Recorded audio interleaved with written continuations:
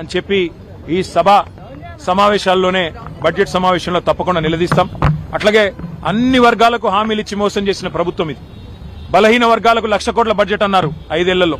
మరి 2 బడ్జెట్లు అయిపోయినాయి. 3వ బడ్జెట్ ఈ పాటికి 60,000 కోట్లు పెట్టి ఉండాలి. మరి ఇంతవరకు దాని మీద కూడా స్పష్టత లేదు. అట్లాగే ఎస్సీ ఎస్టీలకు అంబేద్కర్ అభయహస్తం ప్రవేశపెడతామన్నారు. మరి 12 లక్షలు ఇస్తామన్నారు దళిత బంధు స్థానంలో.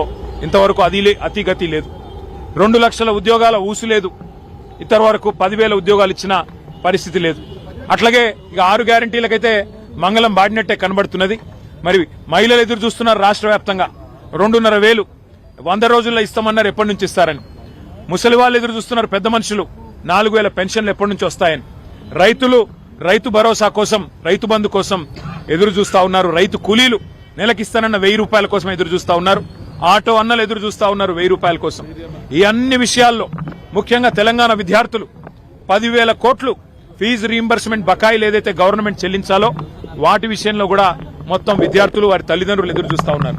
ఈ అన్ని విషయాల్లో జాబ్ క్యాలెండర్ అన్నారు.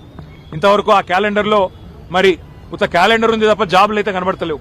ఈ అన్ని విషయాల్లో తప్పకుండా ప్రభుత్వాన్ని శాసనసభ సమావేశాల్లో నిలదీస్తాం, నిగ్గదీస్తాం. ఎక్కడ పోతున్నాయి డబ్బులని అడుగుతాం. మరి కేసీఆర్ గారు కట్టిన ఇల్లు పెట్టిన పోయినట్టు మీకు బ్రహ్మాండమైన వడ్డిచ్చిన విస్తర్ లాంటి రాష్ట్రాన్ని మీకు అప్పచెప్తే ఇలా మీరు ఏం చేస్తున్నారు, ఆర్థిక అరాచకం చేస్తా ఉన్నారన్న విషయాన్ని కూడా వారిని నిలదీస్తాం. రిటైర్డ్ ఎంప్లాయీస్ కనీసం బెనిఫిట్స్ ఇవ్వలేని దుస్థితిలో ఈ రాష్ట్ర ప్రభుత్వం ఇవాళ రాష్ట్రం ఉన్నది అంటే దానికి కారణం ఖచ్చితంగా ఫైనాన్షియల్ మిస్మేనేజ్మెంట్. తెలంగాణను ఒక ఏటీఎం గా మార్చి ఏఐసీసీకి సమర్పించుకునే దాని మీద ఉన్న శ్రద్ధ ఈ రాష్ట్రంలోని పేదల మీద లేదు అనేది తప్పకుండా రాష్ట్రంలోని ప్రతి పేదవాడి తరపున ఈ ప్రభుత్వాన్ని నిగ్గదీస్తాం, నిలదీస్తాం. మరి ఈ శాసనసభలో, శాసన మండలిలో తప్పకుండా ప్రజల తరపున పోరాడతామని తెలియజేస్తూ థ్యాంక్ యూ.